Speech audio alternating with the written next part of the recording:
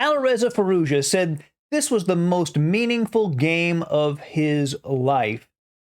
He was only 12 years old. It's the Iranian National Championship. Firouzja was rated 24.55. His opponent, Grandmaster Maghami, was rated 25.94. And this game's been covered before, but I think we're going to find some new insights into this game. This is truly an unbelievable game. That a 12-year-old could play at this level is absolutely phenomenal. Welcome to Chess Dog. My name is John Montgomery, and let's jump right into the game Firouzja said was the most meaningful game of his life in the Iranian National Championship. Firouzja has the black pieces. His opponent, Grandmaster Maghami, has white. He begins with c4, g6, d4, knight f6. And Maghami plays bishop to g5. This is normal. Older players will often play something a bit unorthodox against their younger opponents, but this has actually been played a lot of times. It's really an anti-Grunfeld line. By delaying the development of this b1 knight, it makes d5 less potent. And white can still get an Averbach or a Smyslov system. He ends up getting a different opening altogether. Bishop g7, knight c3, castles, e4, d6, queen to d2.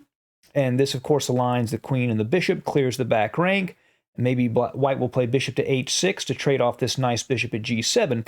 One rule of thumb in a King's Indian structure is that when white develops the c1 bishop, whether it's to e3, f4, or g5, black will usually counter with c5 instead of the normal e5.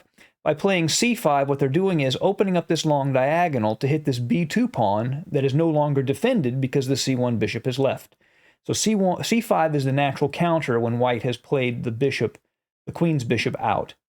And that is what Firouzja plays here. d5, e6. Another rule here, when you get this structure, c5, d5, black pretty much immediately has to play e6, or they'll just get completely suffocated. So e6 is an essential move in this position.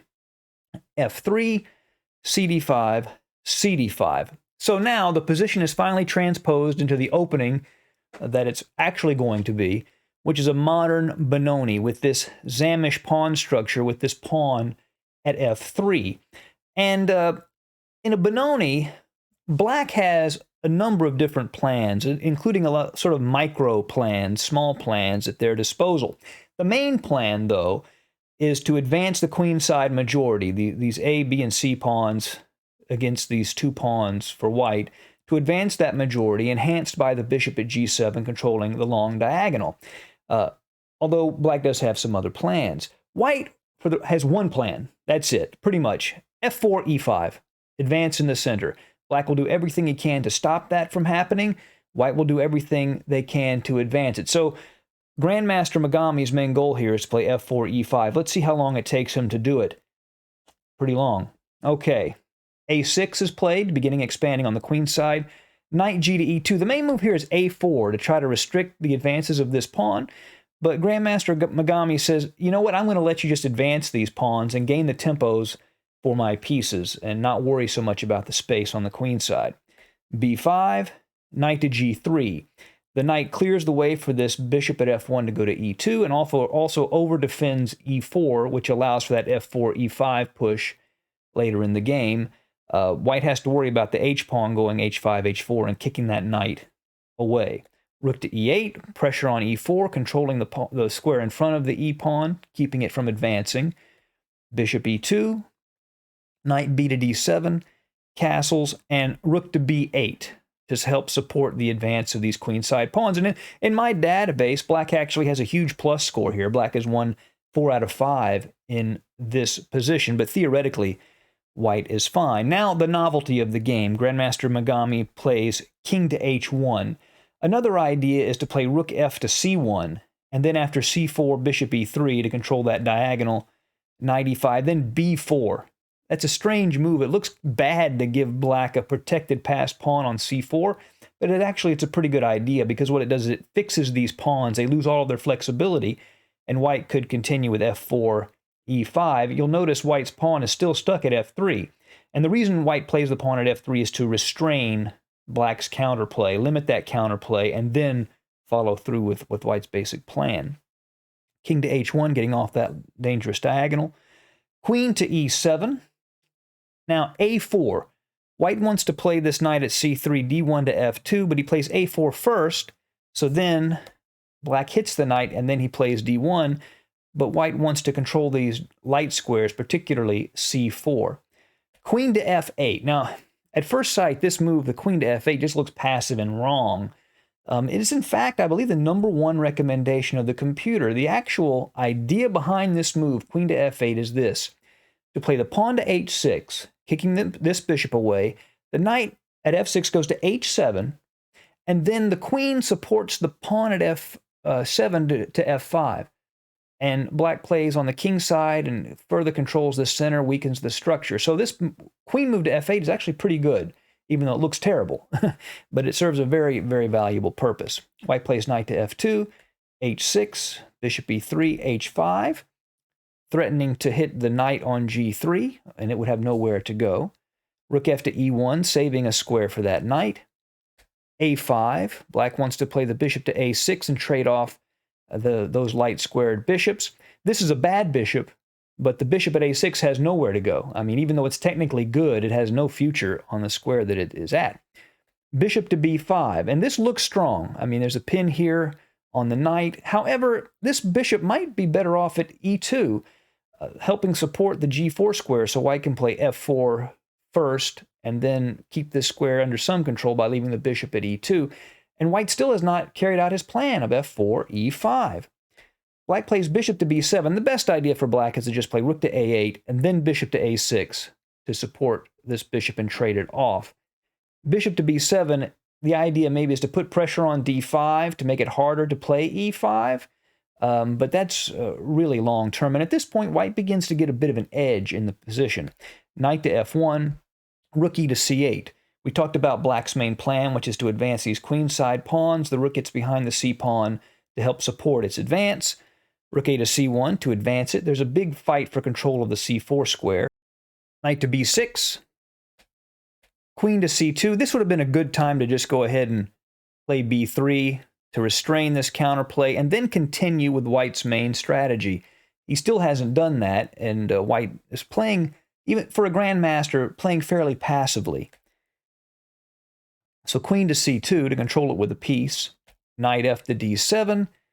Now knight to d2. And again, b3 is probably the better way to restrain and control this c4 square. The problem with knight to d2 is it's just too defensive. That knight would do better on the king side or supporting the central advance. But knight to d2 is a little passive, and now Firouzja really begins to take over on the queen side. c4. So here, if white takes on c4, then knight takes c4, bishop takes c4, bishop to a6, taking advantage of this pin along the c-file. After b3, bishop takes, pawn takes, and then b3. And the bishop at g7, along with the rook at b8, control the pawn's advance, and black would be in very good shape. If instead he takes with the bishop, then takes, bishop to a6, say queen to b3, but then rook c4, takes, bishop takes, and bishop would take b2. So Maghami plays queen to b1. c3, the pawn advances. Pawn takes with the bishop.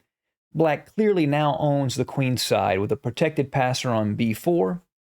Knight to d1 to hit the bishop on c3. Bishop takes d2, bishop takes d2, rook c1, bishop c1, knight to c5. So black has a new target, this pawn on a4, both the knight on b6 and c5. Attack it, knight to b2 to defend it. Again, a bit passive. Bishop to a6 to exchange off the pawn's defender. Bishop takes, knight takes, bishop to e3. Knight to c5. Again, the two knights pressure a4. Queen to d1. Adding another defender, but using the queen to defend a4. White has played very passively in this game. If bishop takes knight, pawn takes, and black's queenside pawns are faster. Queen to e8, adding another piece to the attack on a4. Bishop takes, pawn takes. Queen to b3, again trying to restrain the c-pawn. Queen to e5, coming in to help advance the queenside pawns. Rook to d1, queen to c3. And that forces the exchange of queens, because if white plays, say, queen to a2, black would just continue with c4, and the queen is there to help that advance. So white's forced to take, pawn takes. Now, through a series of brilliant tactics, Firouzja forces the win in this position. Even though black is definitely winning here, it takes some very accurate tactical play. Knight to d3, c2, rook to c1, and watch this miracle move. Knight takes d5. Looks like you're just giving up the knight, but not exactly. If pawn takes knight, rook to b1, and the problem is this pawn is coming to kick the knight away. This rook would lose its defender, and then the pressure on this file, or rank, excuse me, would be too much, and black is just winning in this position. After rook takes c2, knight to b4. This forces a winning rook endgame. After knight takes knight, ab4, rook takes c5, which is forced, b3 decides the game. And white, according to my database, white resigned in this position. And the reason was, if white tries to go back and stop the pawn with the rook by rook to c1, then b2, rook to b1, rook to c8, and that's the end of the game. You can't take the b2 pawn because rook to c1 would be a back rank checkmate. Otherwise, just rook to c1 check, and if rook takes, pawn takes, promotes to a queen, and that's game over. A brilliant attacking game. The grandmaster player with the white pieces never even got his attack off of the ground. The pawn stayed at f3 the whole time, even at the end of the game. An early insight into a player that is now #2 in the entire world. Thank you for joining us at Chess Dog. See you again soon. Bye.